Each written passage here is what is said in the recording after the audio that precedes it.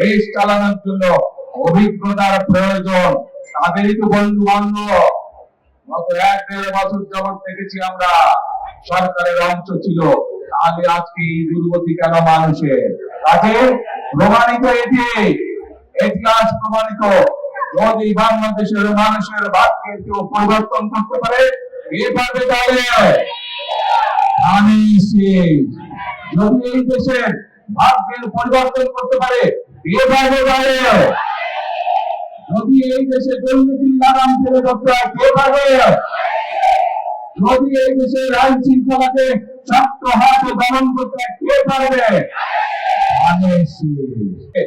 দুর্নীতির কাছে আমরা প্রতি মাসে সরকারের পক্ষ থেকে একটি সহায়তা পৌঁছে দিব এবং আমরা বিশ্বাস করি এই সহায়তা আস্তে আস্তে প্রত্যেকটি পরিবারকে, সেটি গ্রামে হোক, দুস্থ পরিবার হোক, সেটি শহরে হোক, যাদের এটা প্রয়োজন, আস্তে আস্তে এই সহযোগিতার ফলে পরিবারকে ধীরে ধীরে স্বাবলম্বী হয়ে উঠবে এবং একটি একটি করে সকল পরিবার স্বাবলম্বী হলে পর্যায়ক্রমিকভাবে বাংলাদেশ স্বাবলম্বী হয়ে উঠবে।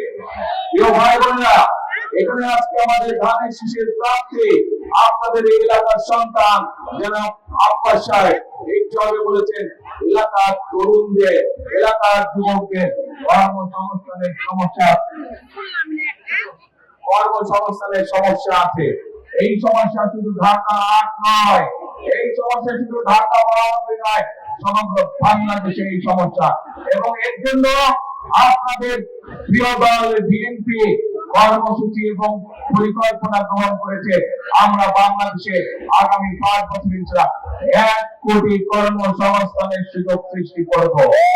1 কোটি কর্মসংস্থান ইনশাআল্লাহ। প্রিয় ভাই বোনেরা, এই ধানের শীষই হচ্ছে বাংলাদেশের স্বাধীনতা, সার্বভৌমত্ব এবং বাংলাদেশের মানুষের ভাগ্যের পরিবর্তনের প্রতীক।